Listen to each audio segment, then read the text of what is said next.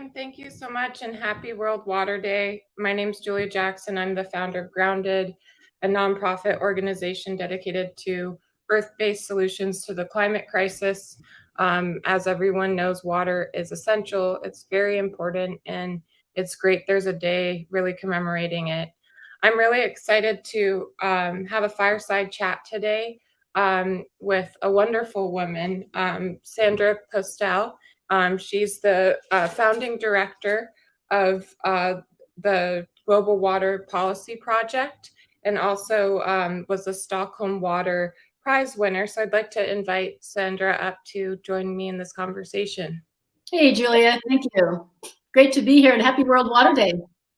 Thank you so much. I'm wondering if you could share with the audience what inspired you to become really passionate about water and a little bit more about your background.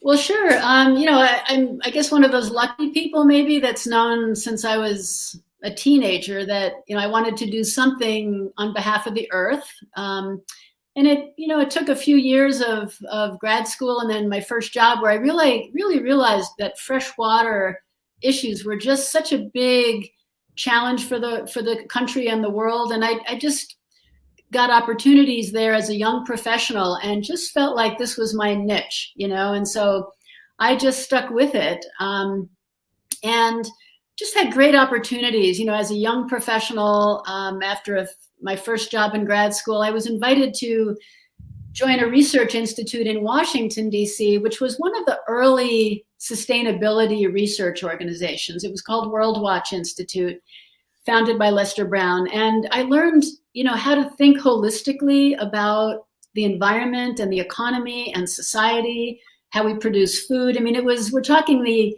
mid 80s, right? So this was all new. The word sustainability really wasn't even a thing yet back then. And so I really got in early and got good experience, good opportunity, good training.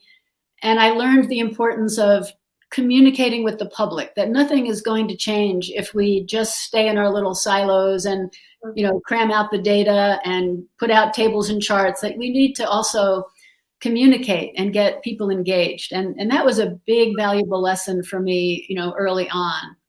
And so from there, writing books and so on, I started the Global Water Policy Project in 1994, which is really like an umbrella for all the things I want to do in water: speaking, writing, collaborating with others. It's been just a venue for me to do what I feel is important to do, and really working with terrific colleagues at universities and nonprofits, conservation groups. So just a great journey, to this moment. And yet I'm aware of how much we have to do to solve all these challenges. Yeah, definitely. Well, thank you for your work. I was born in 1988, so wow. That's an important year. That's a really important year. That's the year I remember coming home from China on a research trip. And in the 3 weeks I was gone in 1988, I was probably 32 maybe at that point. I'm a little older than you. In that short time I was in China, which there's no internet, there's really no access to anything happening. James Hansen had given his talk before Congress in June of 1988. And I was in China in June. And all of a sudden, climate change and global warming were known to this country. People were talking about it in a broad way for the first time. So I don't want to interrupt you, but that 1988 is kind of an anchor year for me. Wow. Because that was the year I think we were told to wake up about climate change.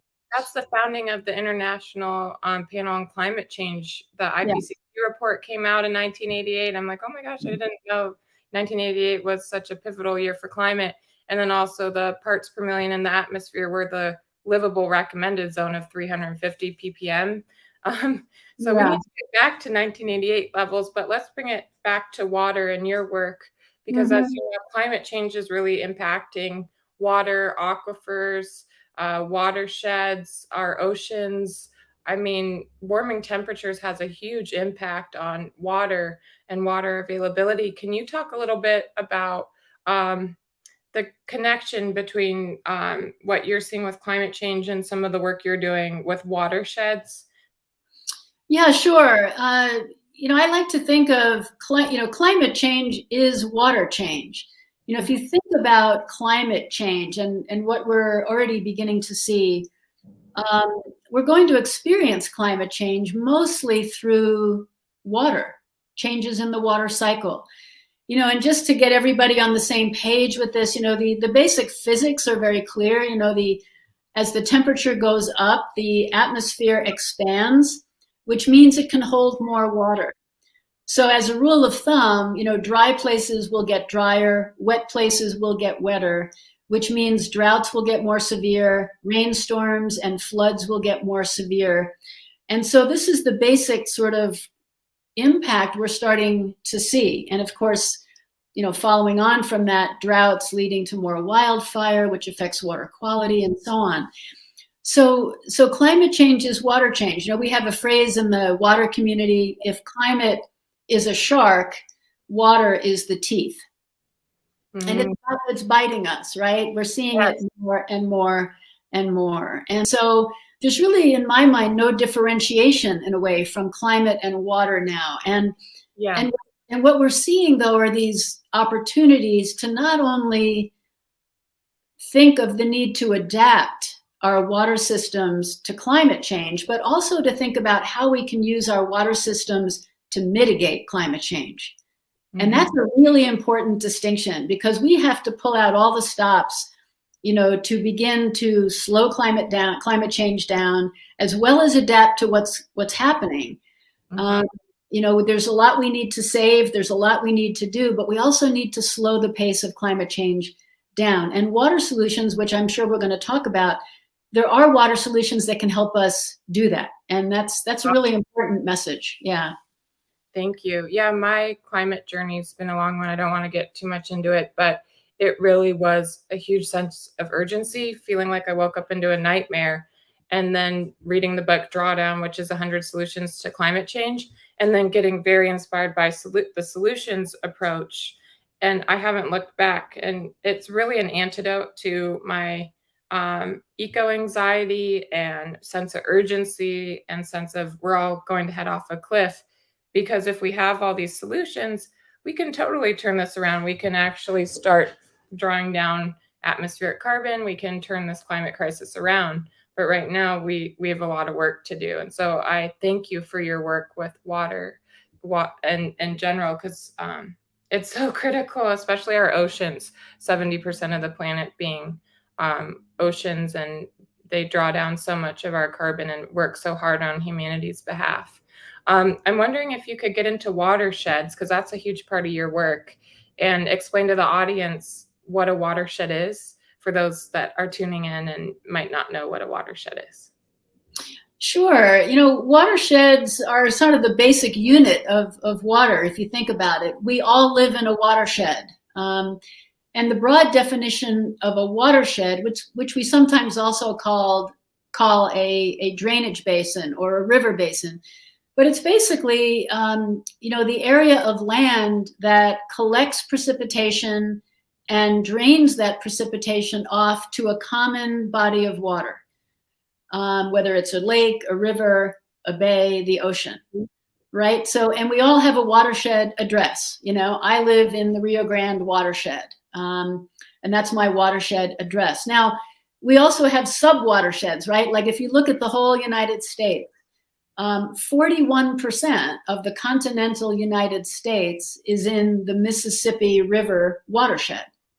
41% of the continental United States drains into the Mississippi River and goes out to the Gulf of Mexico.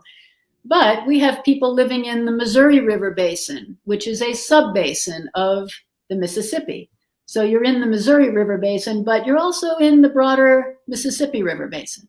That Missouri joins the Mississippi and flows south down out to the Gulf of Mexico. Same with the Ohio River.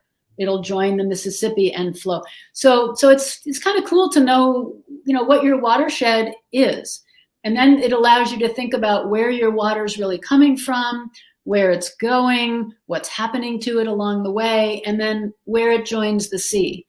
And I like to think about the ultimate destiny of a river is to reach the sea. It's bringing fresh water and nutrients and sediment through the watershed and out to a bay or the ocean, or in some cases, a lake. So there's a lot to say about watersheds, but that's the basic, framework of a watershed. Thank you so much. Yeah, our wetlands are so critical, and the health of them so critical. I'm learning a lot more about mangroves and seagrasses and wetlands in general, and how much carbon they sequester and how much they're being destroyed at warp speed. And so that's why I believe in ecocide, criminalizing the destruction of Mother Earth, and implementing that in the International Criminal Court, I think, is a solution to some of this warp speed destruction of these beautiful waterways that are working hard on our behalf. Could you talk a little bit about what some of the biggest problems are? We'll get into solutions, but can you upfront talk about what some of the biggest problems are facing Earth's water cycles? Sure. I think of them in kind of orders, sort of layers in a way. So to me, and I want to say, Julia, that I appreciate what you just said a few minutes ago about the climate anxiety, and I do appreciate that, and I'm always hesitant to focus too much on the problems because we kind of know them, and I don't want to. But it's also important to be realistic, but to always remember we can do something about it. But I wanted to acknowledge that. I mean, I was at the very first COP, in Rio de Janeiro in 1992. And I've seen, all of the inaction, the insufficient action, not inaction, but insufficient action since we were awakened in 1988, the first COP in Rio de Janeiro in 1992. And I remember writing a chapter for a book in 1991 called Denial in the Decisive Decade. And the decisive decade was the 90s. Right. so I'm just saying I'm with you. I feel it too. But in a different way. I think sorry, go ahead. I've come a long way. I actually don't really have eco anxiety well, I do every once in a while, but I meditate every day and it really helps me. So I've helped other people now.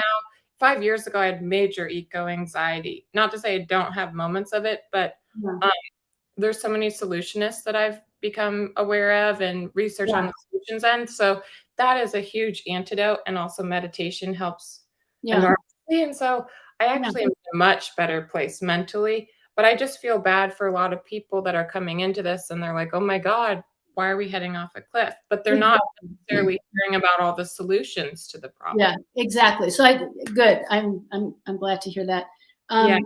So back to your question, I think the three existential, I don't use the word crisis very often, but the three existential crises we're dealing with, climate, water, and biodiversity loss. They're like braided, right? They're very entwined, which has good elements and difficult elements. But the good thing is then we can solve for them simultaneously. So to me, the big challenge is, as we know, climate change and all that entails. Biodiversity loss, and we're talking here about the loss of species, which is we're having the sixth extinction right now, driven by us. But not only species, but the loss of populations, right? The loss of life, populations of everything, right? And so in freshwater, the numbers are very concerning. If you think about fish and frogs and other freshwater vertebrates, they're down. We've lost, 84% of the populations of freshwater vertebrates since 1970. So for every 100 fish and frogs that existed in 1970, there are now only 16, right? So that's a tremendous loss of life in a very short period of time. So we clearly need to look at solutions that help there. And then, of course, the third one is water and water depletion and all that entails. And those each have elements that affect, our food security, the equitable access to water around the world, social and political stability. We've been in a very serious war in Syria now since 2011 that many people see sort of began, or at least was affected by the 2010 drought in Syria. Yes, no one was reporting on that. I remember thinking I think Nat Geo was one of the only articles to connect climate change and drought with the Syrian war and all the farmers that flooded Damascus. I think it was like, how many refugees were there? I don't remember the numbers, but there were a lot. And the drought in 2010 was an instigator of the civil unrest and war that began a year later. We saw the same thing with the Arab Spring, where rising food prices, which can be driven by drought, it can be driven by a lot of things, but rising food prices leads to hunger, which leads to unrest. And so those connections are very, very important. And sadly, we'll probably see more of that. We're going to see some of it this year because of the Ukraine situation. Yeah. Thank you. Thank you for bringing that connection between the climate crisis and biodiversity loss and drought with war, because that's a huge problem. And I think they're predicting around 2 billion climate refugees. Is that the number in the next 20, 30 years? And that's a massive amount of people migrating because of drought, food system collapse, warming temperatures, wet bulbs, you name it. I mean, how do we accommodate all those refugees? And I think water is going to be so critical, and it's such a sacred resource. A lot of indigenous communities recognize the sanctity of water, but it's such a beautiful thing that we have access to water every day, and we take it for granted, because in the future it's going to become more and more scarce. And it is really scary, but how do you think we achieve water security moving into the future with warming temperatures and warp speed biodiversity loss? Do you think we can achieve water security? Are you seeing solutions to that? Yeah, I mean, I think we can, and it's going to take a lot of rethinking and reimagining about how we use water, how we value water, and how we manage water.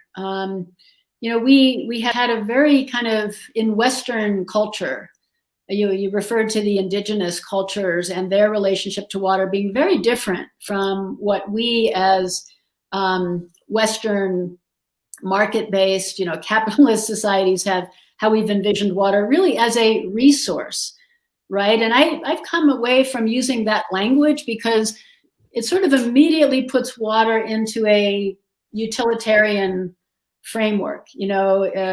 Water is a resource like coal and oil, and no, it's much more than that. It is the basis of life on the planet.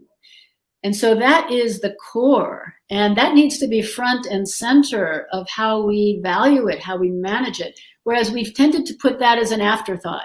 Mm-hmm. We dam and divert the river, and then we think, oh my gosh, we have there's no water flowing to the sea anymore, and this kind of thing. It's an afterthought. And so I think we really need to rethink that and stop thinking of water fundamentally as a resource for extraction. Yes. Of course it is. We need it to generate hydropower. We need it to grow food. We need it to supply our cities.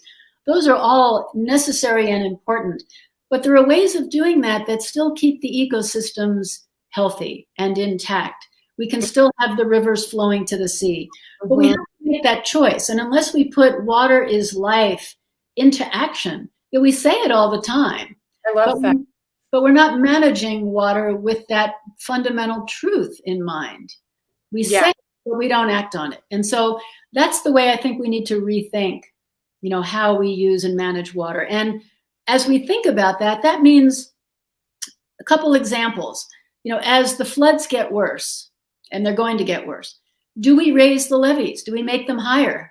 Or do we allow the river to do what it wants to do, which is reconnect with its floodplain? Can we strategically give some land back to the river? And that could be very good for us, because why? Because one, it's going to collect, the floodplain will collect that water and store it so that if the next year is a drought, it's there for our use. It'll rebuild habitat for birds and wildlife. The floodplain wetlands will come back. It'll put carbon in the soil, so it'll mitigate climate change, right? And so, and it'll purify the water. The chemical fertilizers that are coming down will get the nitrates and phosphates will get treated by the wetlands. And so there are multiple benefits to that kind of a solution to flooding. And we need to think about that. If we put the levees higher, that's not going to do anything except maybe control the flood for the towns and farms right alongside it. But it'll make the flooding worse downstream. You're raising the river up, moving it faster downstream. So let's get a more holistic solution to flooding. Let's invest in reconnecting, strategically reconnecting the river to their floodplains. The Dutch over in the Netherlands have been doing this for a while. I think 20, 30 years ago. And in those, I don't know if you all remember the terrible floods that Central Europe had last summer. Yes. And there's evidence that, you know, the room, they call it room for the river. I can't speak Dutch, so I'm not going to try, but translated into English, it's room for the river. And when those floods came through last summer, some of those rivers, I looked at one called the Maas River.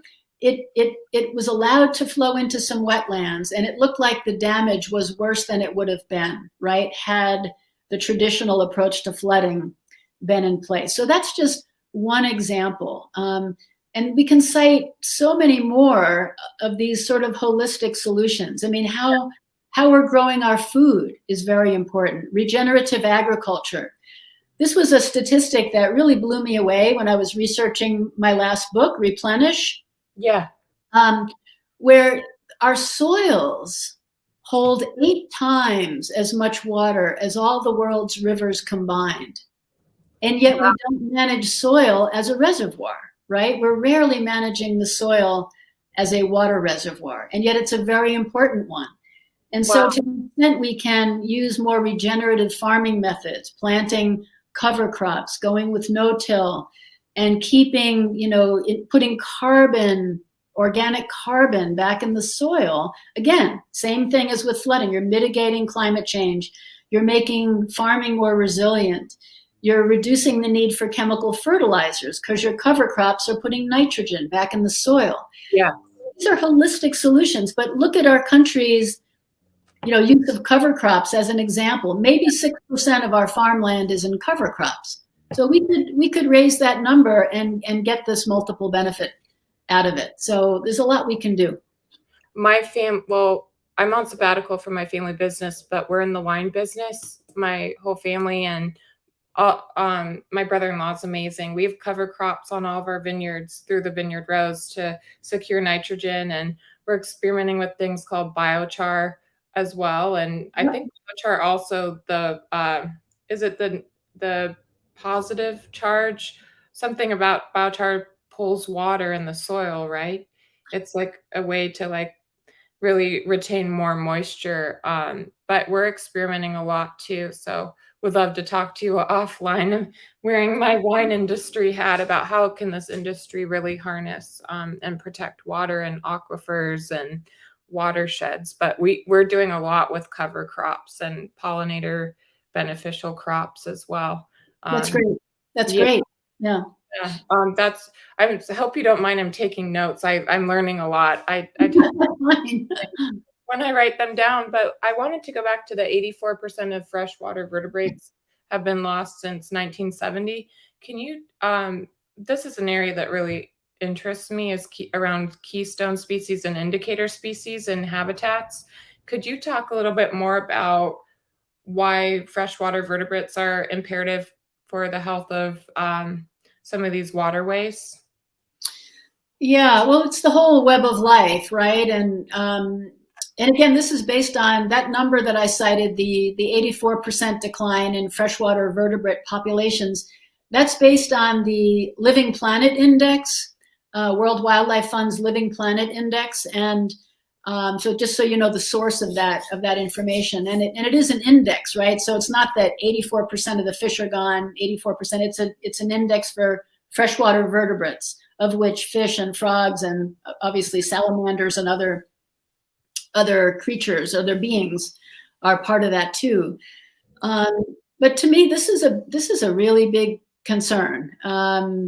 This is life, and I think we're all experiencing this in our own world. We go out and we don't hear as many birds anymore. We don't see as much life anymore, as many toads. We don't hear the toads at night. We don't hear. So I think we all kind of know this. And so the data are really in some ways telling us, if we've been around long enough, like I have, to know what it was like before and what it is now, which to me just makes it all that much more important to save what's remaining, right? It's not to feel hopeless, but to feel hopeful that we can save what's left. And that, see, I have a strong belief in the resilience of the natural world, that if we give the natural world space by, again, recreating these wetlands and the floodplains, and life comes back.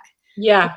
I had a dream come true, about 8 years ago, it'll be this year. I was working as the freshwater fellow for National Geographic Society and heading up their freshwater program. And we went down to the Delta, the Colorado River Delta in Mexico. And for the first time in a long time, the Colorado was going to reach the sea.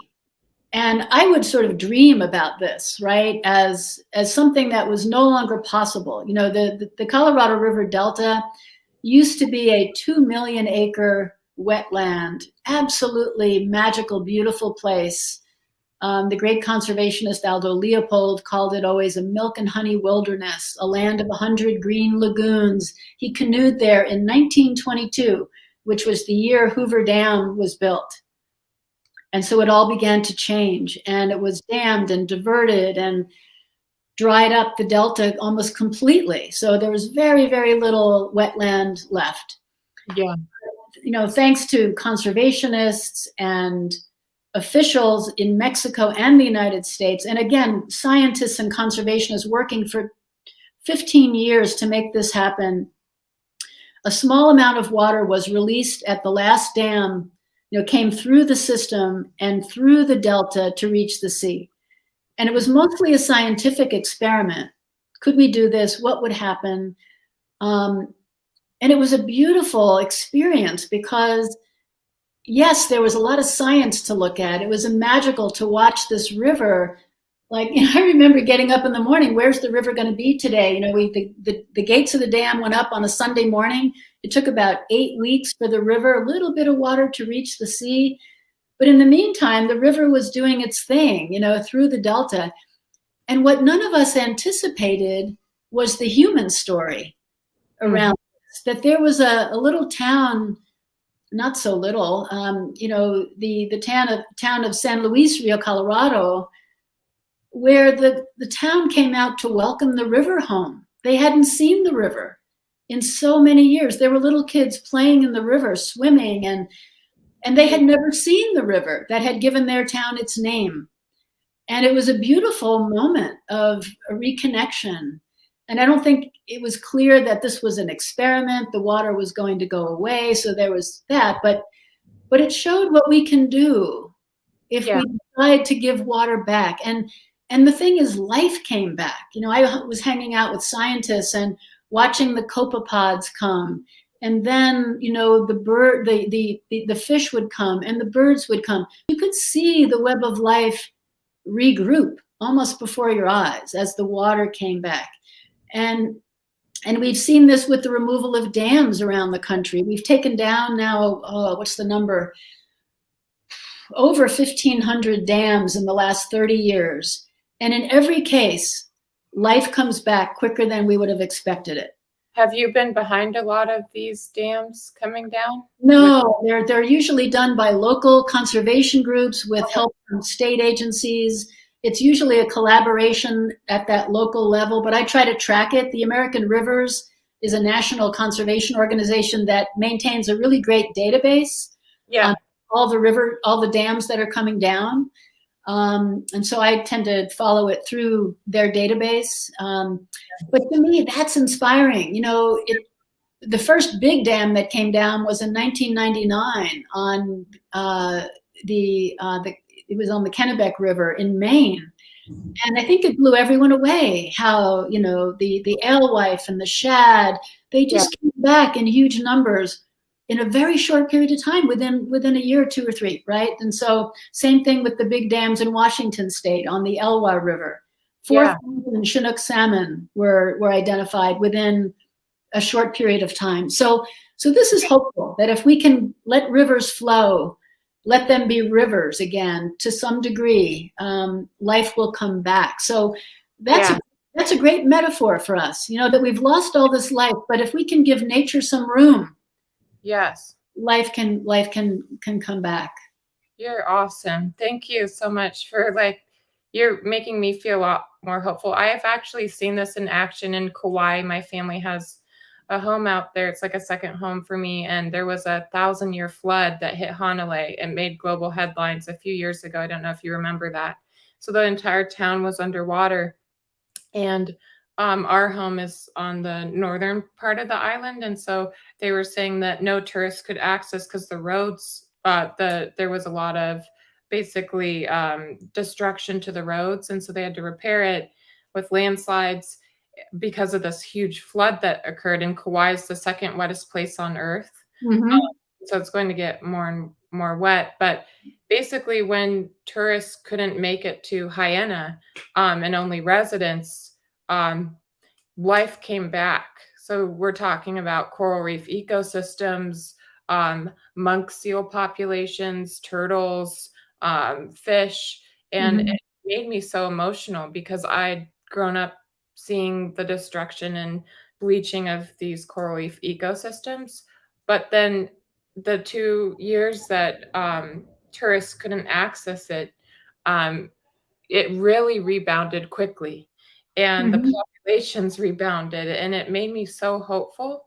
But it also made me realize that we can't necessarily prevent tourists and people being part of these beautiful ecosystems, but how can we encourage more people to be gentle stewards of these ecosystems? And actually, I think it's maintained its health since then, and there's more sensitivity with the community around monk seals and all these creatures out there. But it did come back really quickly with less foot traffic out there. I think only 200 something people were able to access the North Shore. And out of a huge disaster, this huge flood that devastated the community, there was a silver lining in that part of the community. The oceans came back in terms of rebounded really quickly. I saw it with my own eyes, and it made me really hopeful. So I love that you talk about the resiliency of Mother Earth and left to her own devices and being able to regenerate and come back. That's what keeps me optimistic. And I'm wondering throughout your career if there are any instances where it sounds like the Colorado River was one instance, but are there any other instances where you've seen water cycles come back or watersheds come back and rebound really quickly? Let's see. In the time I worked with Nat Geo, we were part of what we designed was a river restoration initiative, called Change the Course, which brought together, and it's still going on. It brought together the business community, the conservation community, and the general public, to do what I think are the two really big things we need to do to achieve water security for all beings, right, on the planet. One is to shrink our own water footprint. Each of us has a water footprint, and understanding what it is, what it consists of, and how, if we want to, we can make it smaller. And if we do that, by 1 billion or 2 billion of us, that will make a difference, right? Shrink our water footprint. But then also returning water to the natural world.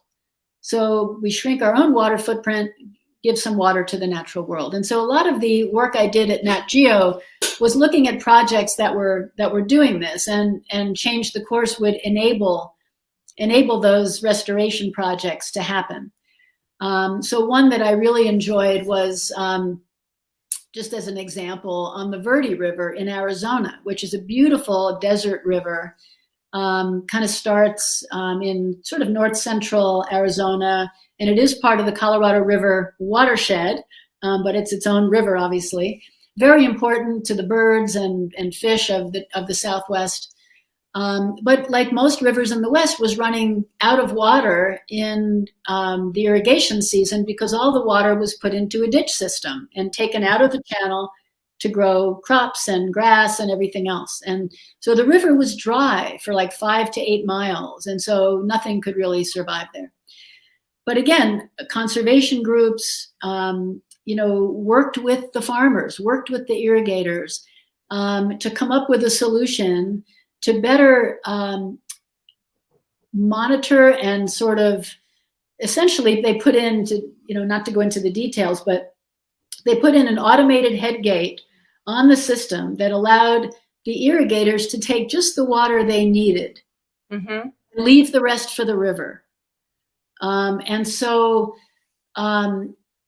it wasn't rocket science, but there's no incentive to do that in our current system of water law, water rights, water management in the Western United States. There's no incentive for that. So that was a wonderful thing to witness, where the river, in the summertime was having twice as much flow as it would have before the project in some areas. And the cool thing was that inspired a whole other round of innovation. When people in the community saw this, all of a sudden they had a healthier river, which meant more people could boat and bird and fish. It was better for the great blue herons and the variety of birds that use this flyway to migrate. It was amazing. And so this is really cool. I mean, then there was an entrepreneur conservationist who decided, well, what about if instead of growing alfalfa, which takes a lot of water in the heat of the summer, what if we put in barley instead, which takes water earlier and doesn't need as much water?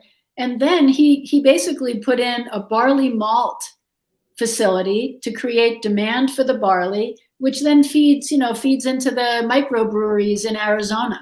Yeah. So it was, good for the river, good for the economy.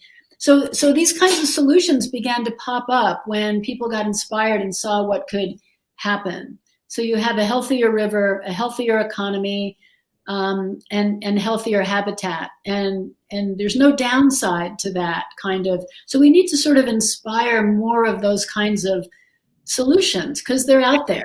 There aren't enough of them, but they're out there. And those are what inspire me. That's awesome. Wow. I love hearing these examples.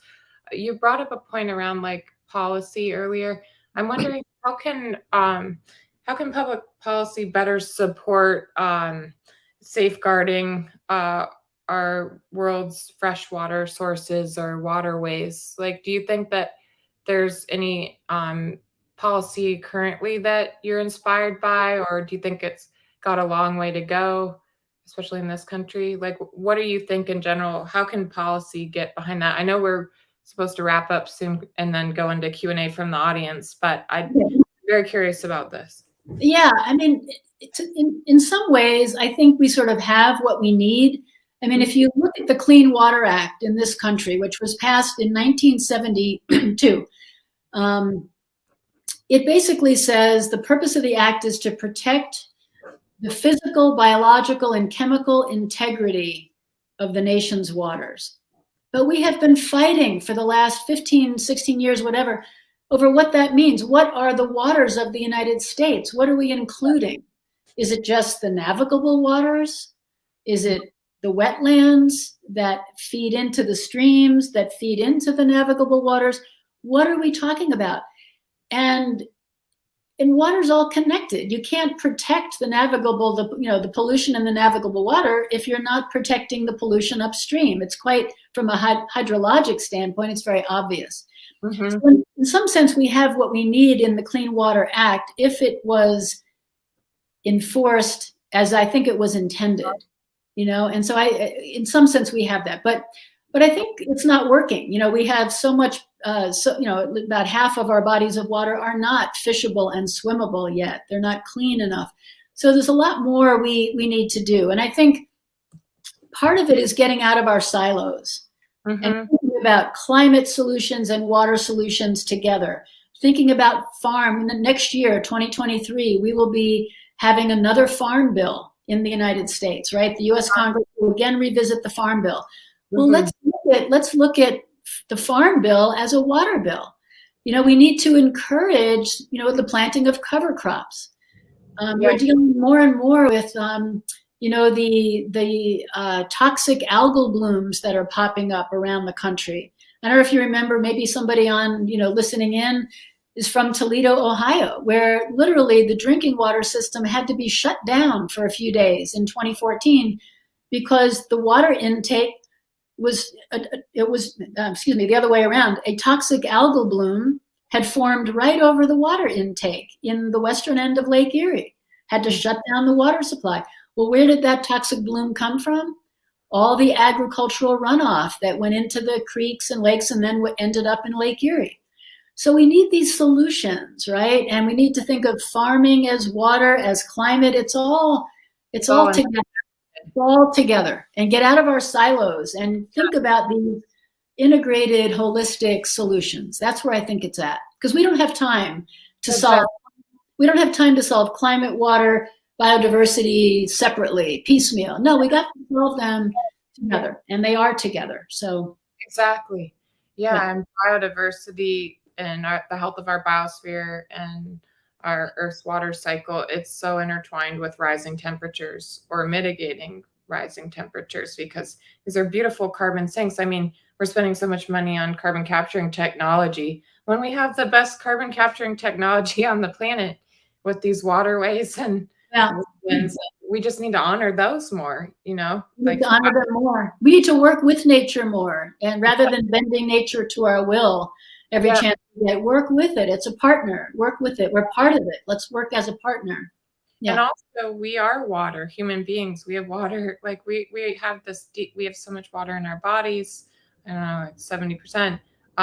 It looks like time to transition to Q&A. But, I think that when you say water is life, I love that. I think it's life. It's sacred. It's something to be honored and respected. It's us. Water is us. It's not a resource to be extracted. It's something we obviously need to extract it to use it, but we have to honor its fundamental role as the basis of life. And that's what I think we're not doing. Yeah. So, yeah, I definitely agree. Well, yeah, of course, we have to extract it, but how do we honor it in the process? And that's why I like the rights of nature framework that gives water rights. That's making a lot of headway in Chile. I don't know if you saw the news there with their constitution. And I'm a big believer in the law and harnessing the law. I'm going to research the Clean Water Act from 1972. Yeah, I think the rights for nature, I think the rights for rivers, because we're not doing what we need to do, I think that's a really important new important tool. Ecuador, Bolivia, Bangladesh, India, there's a lot happening and starting to happen in this country at the local level. Look what's happening in Nederland, Colorado. Rights for the Boulder Creek have been adopted. So there's a lot about that, and I think it's a good new tool in our toolkit. Yeah. Awesome. Well, I want to shift over. There's audience questions. So have any successful policies been implemented by municipalities to eliminate lawns in arid areas? That's one of the questions. Yeah, good question. There are a number of communities that have what we call cash for grass, where the utility will pay a certain sum of money, per square foot of grass that you pull out and put in native landscaping. So Las Vegas has this, Phoenix has this, Albuquerque has this near me. a number of cities in the West, Los Angeles. So the idea is to incentivize homeowners to plant native plants and get rid of the very water intensive grass. And so that's become quite an important thing. I think Las Vegas actually last year also passed a very interesting ordinance. I think it's an ordinance, where you don't want to have grass planted in sort of non-utilitarian ways, like along medians or along they're really trying hard to get rid of the water intensive grass. That's awesome. I think that's very important. If you're in the West, typically half of your water use is outside.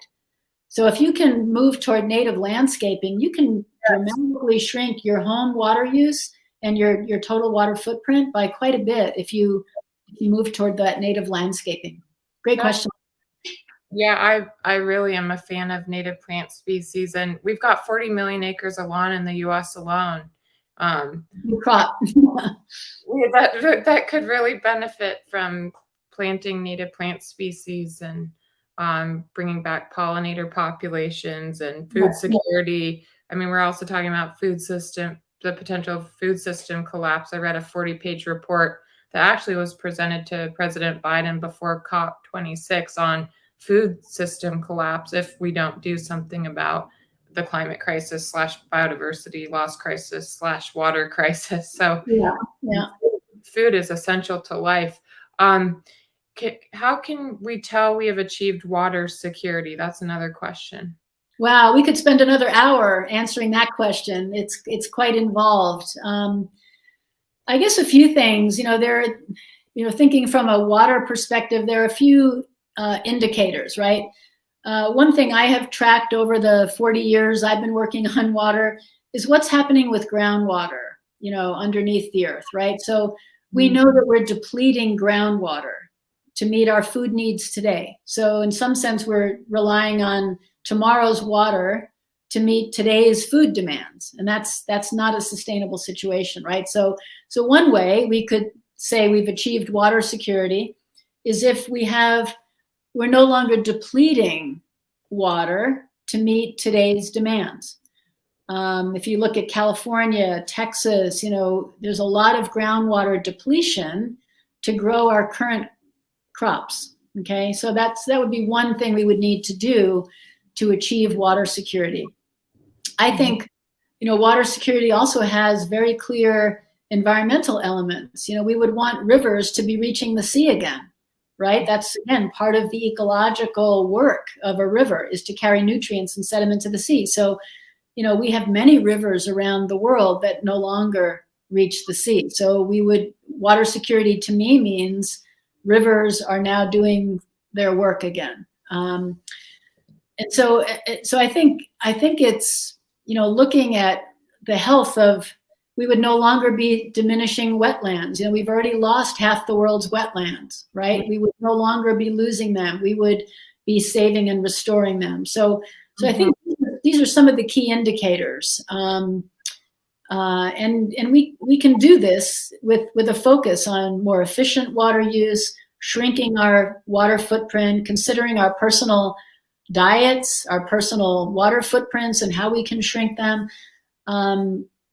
So those are the indicators I would use: groundwater, rivers, wetlands, in terms of water security. And there's a lot more to that question, but I don't want to go too deep into the weeds, so to speak. I'm taking so many notes. You're such a wealth of knowledge on this, and I'm really interested in wetlands in particular as a carbon sink sequestering. It's 20 to 30% of our global greenhouse gas emissions. Yet we're destroying seagrasses and mangroves and all these beautiful wetlands that need protection. And I think I'm going to look into the Clean Water Act. I'm really interested in law. So, because my mother and father were land use attorneys before getting into wine. And so I do think harnessing the law more strategically is a lever we can call upon to solve some of these crises. And then having some resources from the federal level in this country.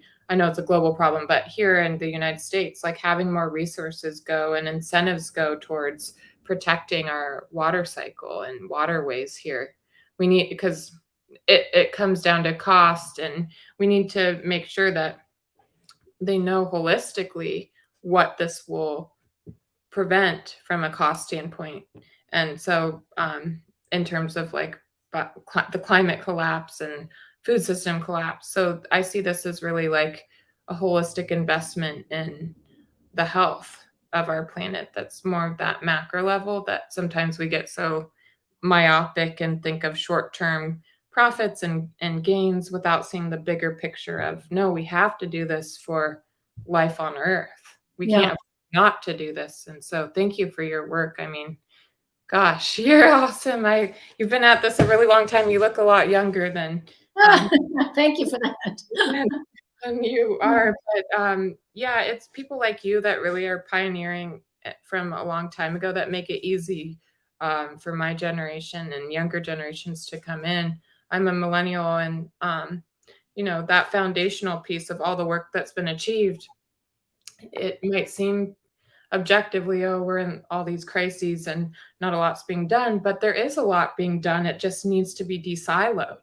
And scaled up. I mean, that's my whole book, Replenish. You know, again, it's about how we can do all these things. My last book is called Replenish, The Virtuous Cycle of Water and Prosperity. And it's really all about these solutions, and they're real solutions that are happening in the world.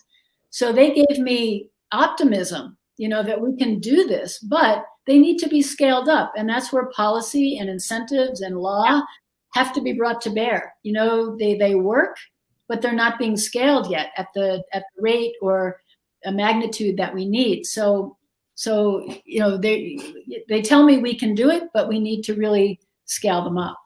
I'm going to order your book. I love to read, so I'm excited to order it, and I'll have more questions maybe for you through email after I read it. But thank you for writing that book.